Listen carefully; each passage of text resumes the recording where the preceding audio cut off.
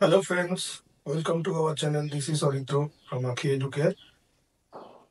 Engineering entrance নিয়ে আমরা অনেকগুলো ভিডিও করেছি, যেমন JEE mains, JEE advance, WB JEE, আরো বিভিন্ন ইঞ্জিনিয়ারিং যেরকম এসআরএম কিটস, এগুলো নিয়ে অনেক বিটস্যাট, এগুলো নিয়ে অনেকগুলো ভিডিও আমরা করেছি।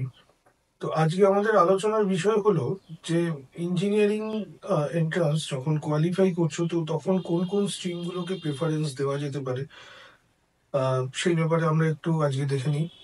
আজকে এটা বলতে কোনো দ্বিধা নেই বা কোনো দ্বিমত থাকতে পারে না যে যারা প্রথম সারির দিকে র্যাঙ্ক করে তারা অবশ্যই কম্পিউটার সায়েন্স বা আইটিটাকে প্রেফার করে নিতে। এর প্রথম কারণ যেটা হলো যে এখনো পর্যন্ত হায়েস্ট পেইং জব আমার মনে হয় আইটি কোম্পানিগুলোতেই পাওয়া যায়। তো আমি একটা কথাই বলবো যে অবভিয়াসলি সেটা একটা ফ্যাক্টর, এবং আরেকটা দিক যেটা আছে আইটিতে জব, তোমরা যদি দেখো আইটিতে কিন্তু যে কোনো স্ট্রিম থেকেই জব পাওয়া যেতে পারে। মানে এরকম নয় যে যারা কম্পিউটার সায়েন্স বা আইটি নিয়ে পড়ছে তারাই আইটি কোম্পানিগুলোতে জব প্রিফারেন্স পাচ্ছে বা অন্য কিছু। এখানে কিন্তু যে কোনো স্ট্রিম থেকেই মানে সে মেকানিক্যাল পড়ছে বা ইলেকট্রিক্যাল পড়ছে বা টেকনোলজি পড়ছে, সবার জন্যই এই অপশনটা খোলা থাকে এবং প্রত্যেকেই এই জায়গাটায় আসতে চায়। কেন কি প্রথমেই এত একটা লামসাম প্যাকেজ এবং এই এই সমস্ত কারণে। কিন্তু তোমরা, মানে আমি যদি খুব ভুল না করি, সুন্দর পিচাই, যে একটা মানে এখন চর্চিত নাম, গুগলের সিইও সুন্দর পিচাই, তারও যদি ডিগ্রিটা দেখো, সে কিন্তু মেটালার্জিক্যাল ইঞ্জিনিয়ারিং করেছিল খড়গপুর আইআইটি থেকে।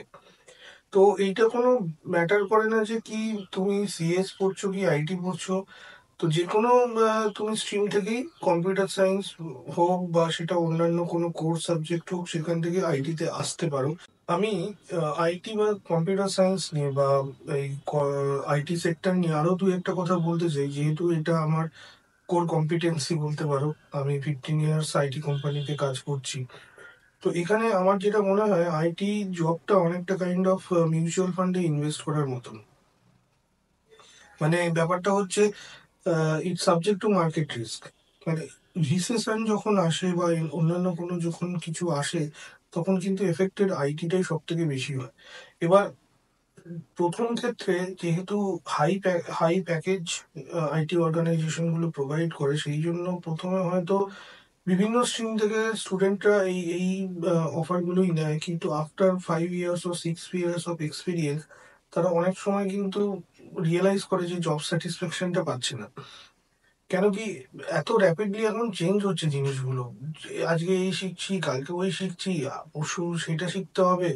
এইরকম ভাবে যে ইয়েটা, এই পেসটা কিন্তু আইটিতেই একমাত্র রয়েছে। মানে অন্যান্য ক্ষেত্রে লার্নিংটা থাকে, কিন্তু এত র্যাপিড চেঞ্জ অন্যান্য জায়গাগুলো হয় না। তো আজকে আমরা দেখবো যে কম্পিউটার সায়েন্স বা আইটি ছাড়া আর কি কি ভালো স্ট্রিম আছে যেগুলোতে আমরা কনসেন্ট্রেট করতে পারি। মানে আমাদের মানে আমরা যেন আইটি কম্পিউটার সায়েন্স এটার উপর স্ট্যাগনেন্ট না হয়ে যাই। আরো বিভিন্ন স্ট্রিম আছে যেগুলো নিয়ে আমরা ভাবতে পারি। আর সব থেকে বড় কথা, এখন যেহেতু এই যে 5G, আইওটি এগুলো আসছে, এখন কিন্তু বিভিন্ন জায়গায় বিভিন্ন কম্বিনেশন ভাবা হচ্ছে। আজকে মেশিন লার্নিং আসছে, আজকে আর্টিফিশিয়াল ইন্টেলিজেন্স আছে। আর্টিফিশিয়াল ইন্টেলিজেন্স কিন্তু শুধু আইটি বা কম্পিউটার সায়েন্স নিয়ে হতে পারে না। কারণ সেখানে মেশিনকে যে জানে, মেশিনের যে বিভিন্ন ইনফরমেশন গুলো, সেগুলো কিন্তু শেয়ার করবে একটা ইলেকট্রিক্যাল বা একটা মেকানিক্যাল, এই সমস্ত স্টুডেন্টরা, বা একটা সিভিল বায়োটেকনোলজিরও কিছু স্টুডেন্ট সেখানে মানে এগুলো হচ্ছে এখন হচ্ছে কোলাবোরেশন। মানে অন্যান্য বিভিন্ন কম্বিনেশনের সাথে কোলাবোরেশন হচ্ছে কম্পিউটার সায়েন্স বা আইটি।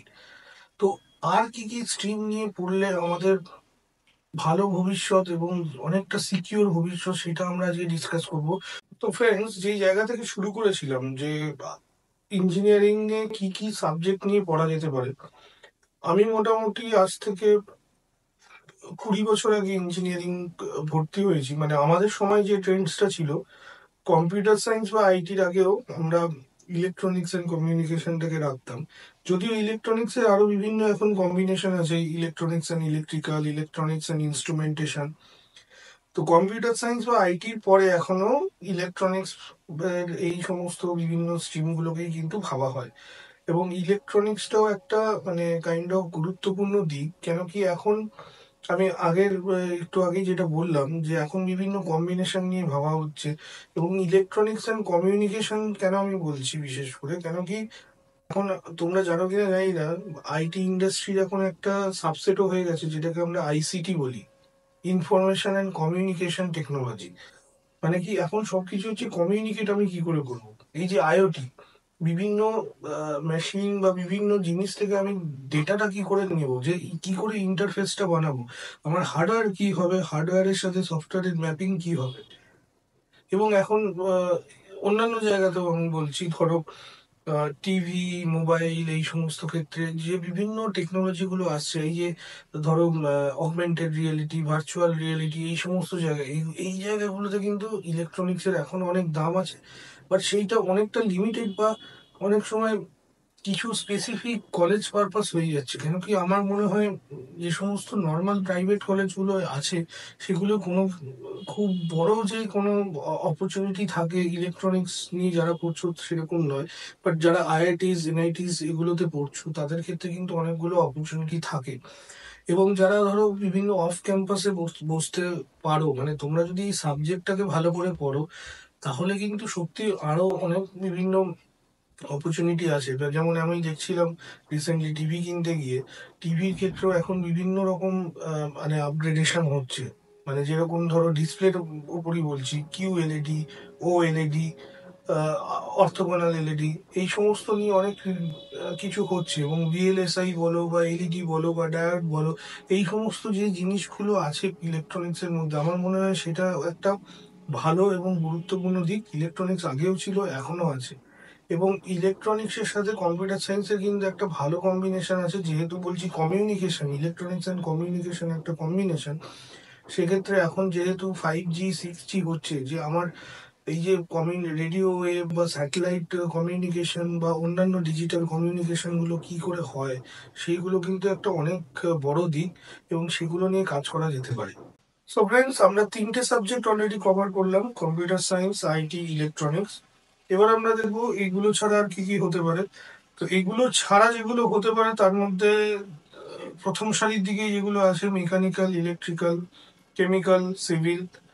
বাট এগুলোতে একটাই অসুবিধা আছে, যে এগুলোতে একটু মেয়েরা একটু কম পড়ে। তো সিএসআইটি বা ইলেকট্রনিক্স এর ক্ষেত্রে হয়তো রেশিওটা কাইন্ড অফ 6:4, 5:5, মানে 1:1 বা এরকম কিছু। এই ক্ষেত্রে অনেকটাই কমে যায়, মানে 60 জন বা 80 জন স্টুডেন্ট থাকলে সেক্ষেত্রে হয়তো ম্যাক্সিমাম 5 জন গার্লস স্টুডেন্ট থাকে। তো এইটা মানে কেন হয়, কেন কি এই আহ, বিশেষ করে মেকানিক্যাল, ইলেকট্রিক্যাল বা সিভিল, এদের যেহেতু সাইট ওয়ার্ক অনেক বেশি থাকে বা লেবার হ্যান্ডলিং বেশি থাকে, সেই জন্য হয়তো অনেক সময় ফিমেল ক্যান্ডিডেটসরা পিছিয়ে আসে। বাট এগুলোর অনেক অফিসিয়াল ওয়ার্কসও থাকে, যেরকম ডিজাইন, ডিজাইন কিন্তু এখন একটা অনেক বড় দিক। মানে ডিজাইন কিরকম হবে, বা স্ট্র্যাটেজি কিরকম হবে, প্ল্যানিং ফেজ কিরকম হবে, এইগুলো এক একটা কিন্তু গুরুত্বপূর্ণ দিক, যেগুলো আস্তে আস্তে আসছে। এবং সব জায়গাতেই আমরা তো ডাইভার্সিটির কথা বলছি, তো এই জায়গাগুলোতেও আমরা অবভিয়াসলি ডাইভার্সিটি নিয়ে আসবো। কিন্তু হ্যাঁ, আমি পরবর্তী সময়ে প্রত্যেকটা সাবজেক্টের, মানে প্রত্যেকটা স্ট্রিমের ওপর কি কি জব অপরচুনিটি আছে বা কোন কোন সেক্টর গুলোতে জব অপরচুনিটি আছে, সেগুলো নিয়ে ভিডিও করব। বাট আজকে যেটা বলছিলাম, যে ফোর্থ, ফিফথ, সিক্সথ এবং সেভেন্থ, এই সাবজেক্ট, এই স্ট্রিমগুলোতে আমরা মেকানিক্যাল, ইলেকট্রিক্যাল, কেমিক্যাল এবং সিভিলকে ভাবতে পারি। এবং এগুলোর প্রত্যেকটারই মানে প্রত্যেকটা জায়গায় গুরুত্ব আছে। আমরা অনেক সময় কি করি, যেহেতু আমি প্রথম দিকেও বললাম যে যেহেতু প্যাকেজটা একটু মানে পলিশ থাকে, মানে একটু ভালো থাকে, যে কোনো স্ট্রিম থেকে আমরা আইটিতে চলে আসি, যেহেতু প্যাকেজটা অনেকটাই বেশি থাকে। কিন্তু আমি আগেও যেটা বললাম, যে যে যেটা নিয়ে পড়ছি সেই ফিল্ডগুলোতে যদি আমরা জব পাই এবং সেই ফিল্ডগুলোতে যদি আমরা এগোতে থাকি, সেখানে কিন্তু জব স্যাটিসফ্যাকশনটা অনেক বেশি এবং সেই জায়গাগুলো অনেক বেশি সিকিউর।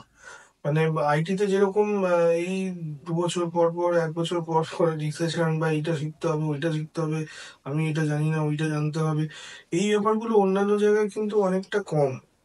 মানে মেকানিক্যাল, ইলেকট্রিক্যাল, সিভিল বা কেমিক্যাল, এই সমস্ত দিকগুলো, এবং এই সেক্টরগুলোতে আমার মনে হয় গভর্নমেন্ট জবের অপরচুনিটি কিন্তু অনেক বেশি কম্পেয়ার টু কম্পিউটার সায়েন্স বা আইটি। তো সেইগুলো নিয়ে ভাবা যেতে পারে। তো আজকে এই পর্যন্তই। তোমরা দেখতে থাকো। তোমাদের যদি কোনো সাজেশন থাকে আমাদেরকে শেয়ার করো, এবং তোমরা শেয়ার করো, লাইক করো, কমেন্ট করো, অবভিয়াসলি সাবস্ক্রাইব করবে এবং বেল আইকনটা প্রেস করবে।